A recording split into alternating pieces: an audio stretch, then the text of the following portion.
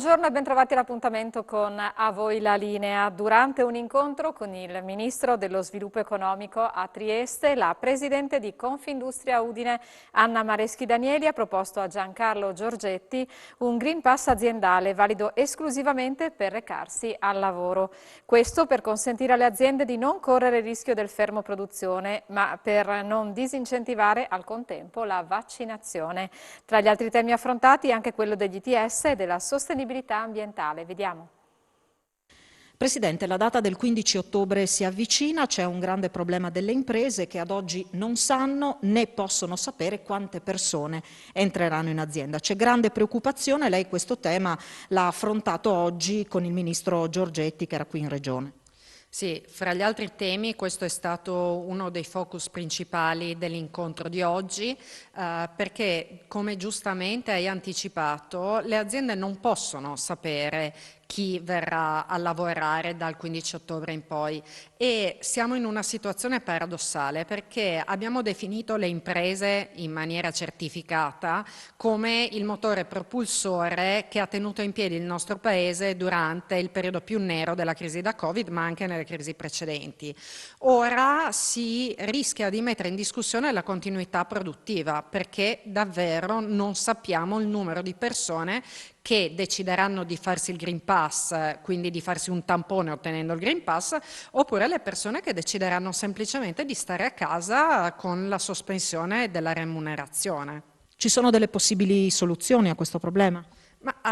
Il problema, come ha detto il Ministro oggi, è decisamente complesso perché ci sono più interessi in gioco. Come dicevamo, la continuità produttiva dall'altro, ma è ovvio che dobbiamo continuare a fare di tutto per garantire un incentivo alla vaccinazione.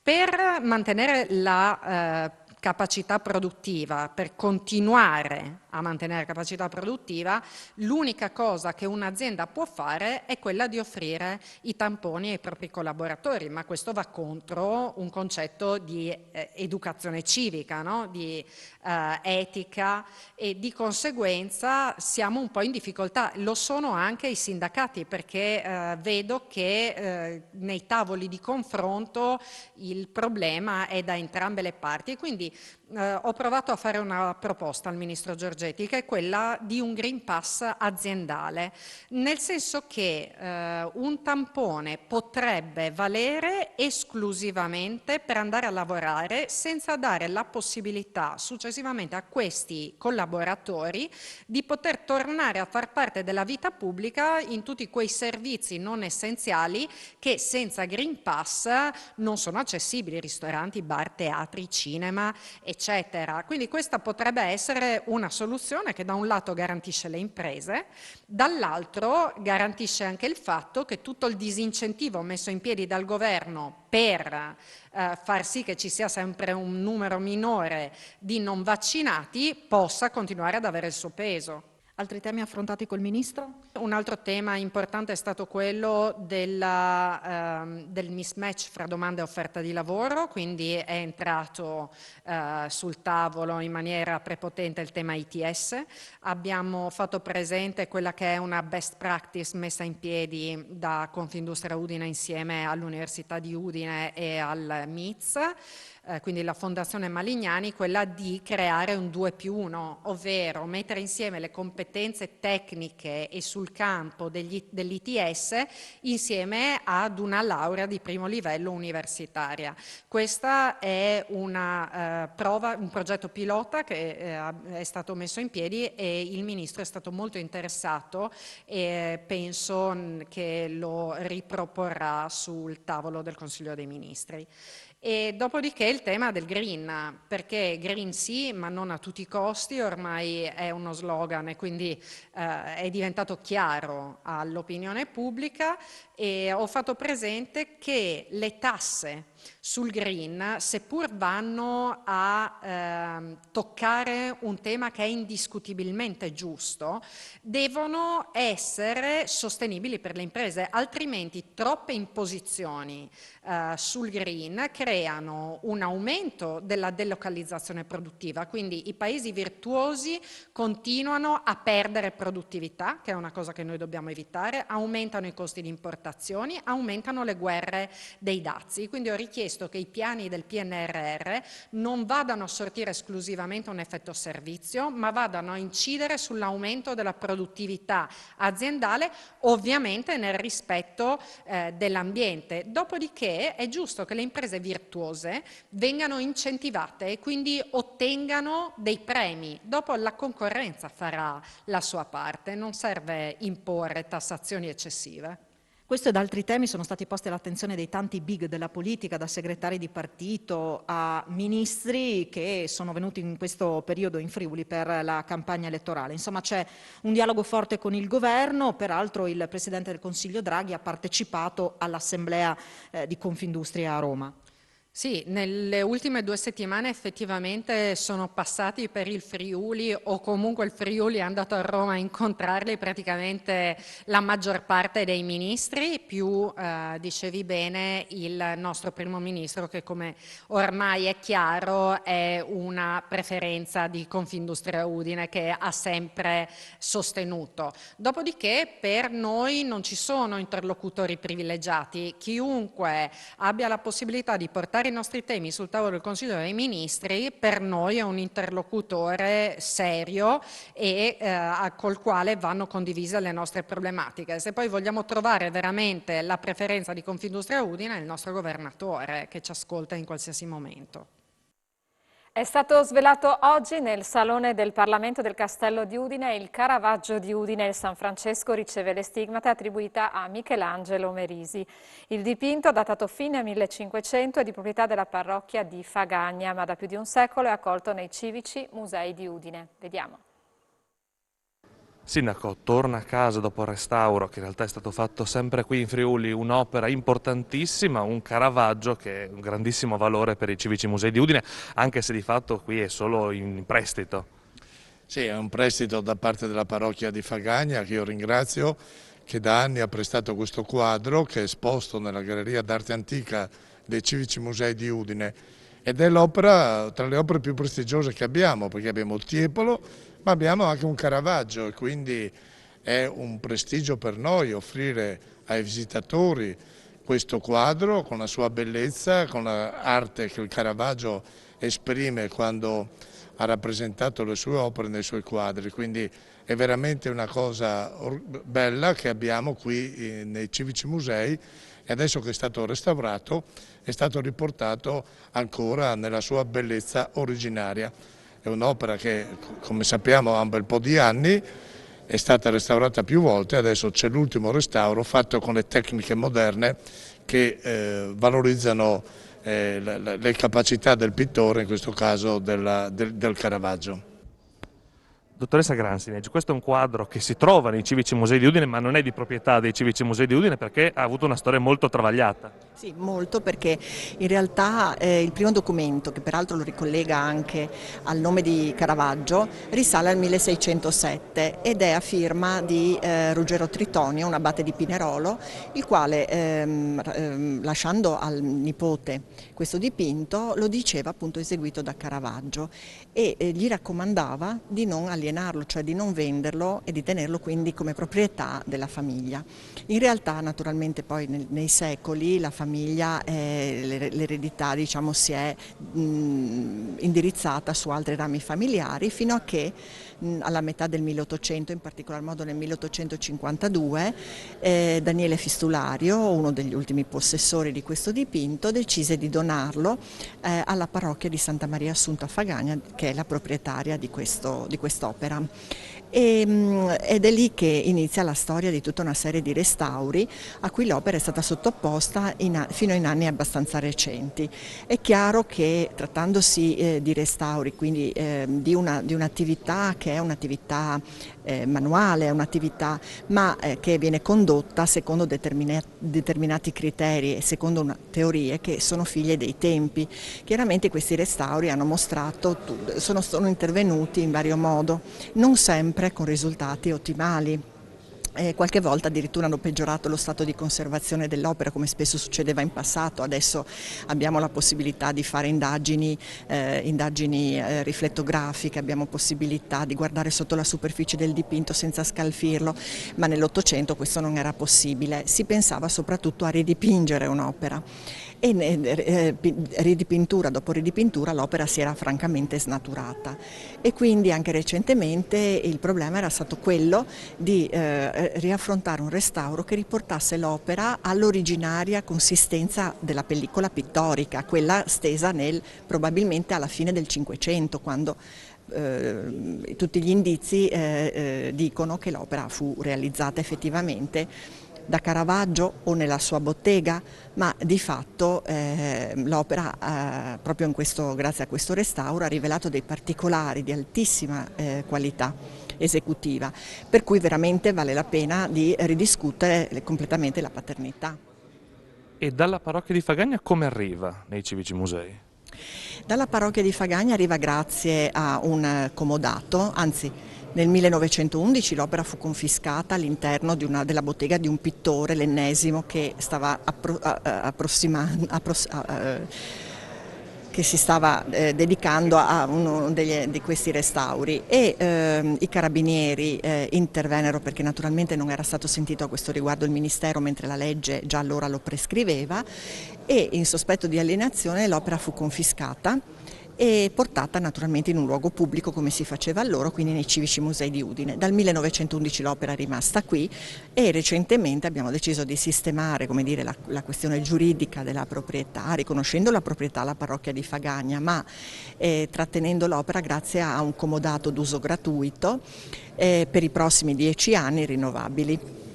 Quest'opera ha una storia molto travagliata nel corso del Novecento, era stato donato alla parrocchia di Fagagna nel corso dell'Ottocento, poi arrivato a Udine a inizio Novecento e ora si trova qui. Magari la speranza è che un giorno torni alla parrocchia di Fagagna? Il travaglio di quest'opera è molto noto perché abbiamo la documentazione.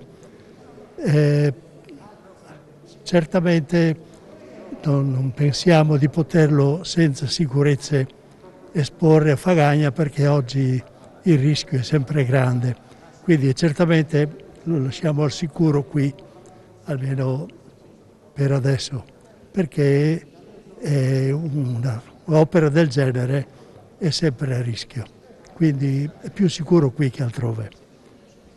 Un restauro che comunque fa felice la comunità di Fagagna e la parrocchia di Fagagna, perché comunque è un'opera che è molto legata a questa parrocchia. Certamente, perché il quadro intanto è del Caravaggio e quindi sappiamo tutti chi è Caravaggio. Poi è un ricordo anche perché c'è una donazione, sappiamo l'origine del quadro, fa parte delle opere giovanili, proprio anche i colori usati sono ancora colori poveri, non sono i colori ricchi che invece più tardi, quando lui poteva aver fatto 9 progressi, poteva permettersi di usare. Quindi tutto, compreso anche la cornice, concorre a dare l'autenticità originaria al quadro. È il momento di una breve pausa pubblicitaria, ci ritroviamo subito dopo per la seconda parte di A voi la linea.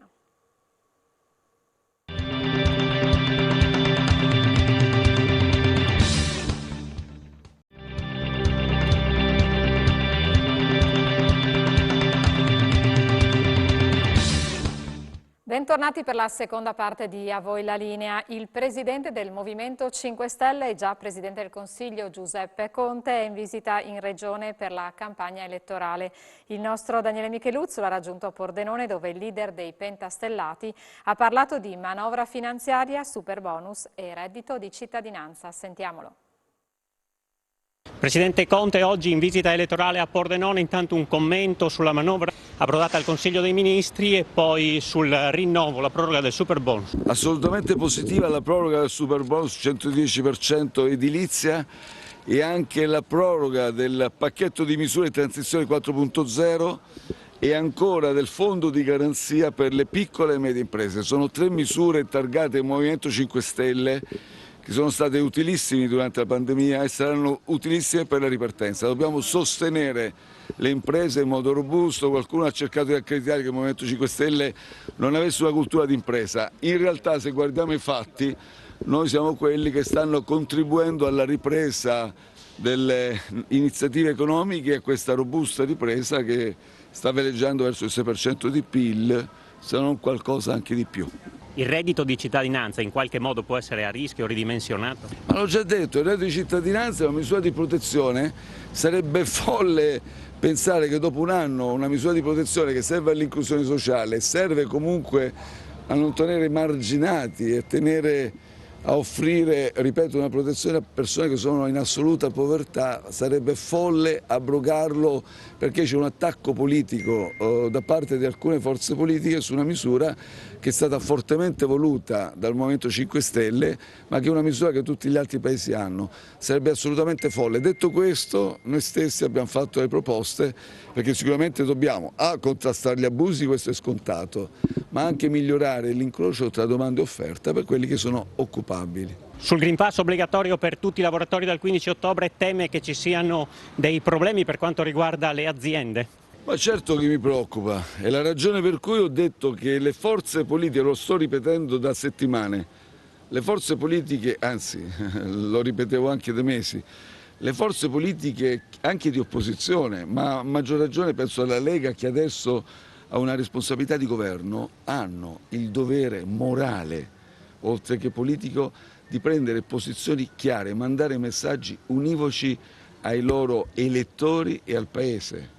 Perché è chiaro che se mandi messaggi equivoci, poi la campagna vaccinale non la completi e la puoi completare solo ovviamente convincendo le persone a sottoporsi al vaccino. Il Green Pass è uno strumento utile per compiere quest'ultimo miglio e mettere in protezione la popolazione, perché è chiaro che nei luoghi affollati, nei luoghi in cui si lavora fianco a fianco e quindi anche di lavoro, pubblici e privati, diventa uno strumento opportuno, assolutamente opportuno, ma direi necessario per poter lavorare in sicurezza. Quindi dobbiamo cercare di convincere le persone a sottoporsi e acquisire in questo caso il Green Pass. Abbiamo ottenuto che ci sia il diritto alla conservazione del posto di lavoro, però oltre questo è il limite oltre il quale non possiamo spingerci. Se uno preferisce rimanere a casa ne assume le conseguenze, conserverà il diritto di lavoro ma se ne assume le conseguenze. Però dobbiamo far capire a tutti coloro che ci ascoltano che in questo momento è il vaccino l'unico strumento per uscire fuori da questa pandemia. Il vaccino salva la vita, non si tratta di scherzare e chi invoca la libertà personale benissimo, è libero di farlo, se riesce a vivere in modo isolato, aperta campagna da qualche parte eccetera, benissimo. Altrimenti la sua libertà finisce quando inizia il pericolo delle persone che lo affiancano. Cambiamo decisamente argomento, sarà inaugurato sabato nella zona artigianale di Povoletto un nuovo frantoio che potrà diventare un punto di riferimento regionale, visto che molti produttori friulani sono costretti ad andare in Slovenia per la molitura delle olive. Siamo andati a vedere come funziona. Ci troviamo a Povoletto nella zona artigianale assieme a Mauro Chiarandini che sabato inaugurerà il suo nuovo frantoio e siamo qui proprio per presentarvelo, per farvi capire come anche funziona, perché insomma questa è una grande novità, potrebbe diventare proprio un punto di riferimento non solo per Udine. Diciamo che quest'anno non sarà un grande esploit per la carenza di olive, comunque vedendo i risultati dell'anno scorso, della produzione dell'anno scorso, e sperando che in futuro ritornino di nuovo questi quantitativi di olive, diventerà, mi auguro, un riferimento, anche considerato che l'impianto diciamo, è stato costruito in prospettiva per il livello di capacità di produzione, ovvero arriviamo a 10 quintali ora, per ridurre soprattutto le attese di chi dopo aver raccolto le olive deve aspettare in coda per consegnare e fare la molitura. Diciamo che è una novità per la nostra regione, perché in tanti del settore vanno in Slovenia proprio per questo tipo di lavorazione. Sì, sono stato contattato da varie persone che mi auguro diventeranno dei potenziali clienti e che devono migrare in Slovenia per portare le olive. Siete ancora in fase di allestimento, ma è già quasi tutto pronto. Come parte questo frantoio? Spieghiamo ai nostri telespettatori come funziona. Beh, diciamo è un frantoio completo con la fase di caricamento, manca la pesa che mi deve arrivare a breve. Questa tramogia passiamo al lavaggio, che è alla nostra sinistra. Dopo il lavaggio invece c'è un settore dove si può fare una lavorazione per più clienti. Sì, dal lavaggio, da questa tramogia dove escono le olive lavate, passiamo al frangitore, che diciamo sostituisce il vecchio mulino a pietra. Quante olive può contenere? Allora, in fase di gramolatura, che diciamo è la fase che è più dispendiosa in termini di tempo nella lavorazione delle olive, in questo caso possiamo contenere 4 unità da 500 kg l'una. In questo punto diciamo, si crea l'impasto che deve avere una consistenza adeguata, o mezz'ora, 40 minuti o quello che serve, verrà inviata da questa parte a questa centrifuga. Questa è una centrifuga orizzontale, ho chiamato anche decanter, che ha una triplice funzione. Sottolineo, questa è una 3 fasi, per poter ottenere così il prodotto di scarto pulito e non miscelato con l'acqua, perché altrimenti se fosse stata una 2 fasi avrebbe diviso l'olio da una parte e la salsa con l'acqua da un'altra. Per motivi di praticità nello smaltimento ho scelto di avere una macchina a 3 fasi. E la salsa avrà un'altra destinazione? Sì, la salsa verrà inviata in un centro raccolta dove anziché riciclarla e fare dell'altro olio verrà usata per fare del biogas. E l'olio, il prodotto finale, esce da qui? Esatto. Questa è l'ultima fase, la parte dove viene centrifugato. Questa è una centrifuga verticale dove verrà separato dalle ultime particelle di acqua e da qui, esattamente da qui, uscirà l'olio extravergine, posso dirlo, bollito a freddo. L'obiettivo dunque è quanto olio? So che è difficile, ancora sei in fase di partenza. Diciamo, potenzialmente questo è un impianto fatto per arrivare a 4.000 quintali l'anno. Considerato che in Friuli, secondo le tabelle ISMEA, siamo passati dal 2017 a una produzione di 7.500 quintali e adesso abbiamo in pochi anni quasi raggiunto i 16.000 quintali, dicevo che la prospettiva è buona per quanto riguarda questo settore. E per oggi è tutto, io vi ringrazio per essere stati con noi e vi auguro un buon pomeriggio.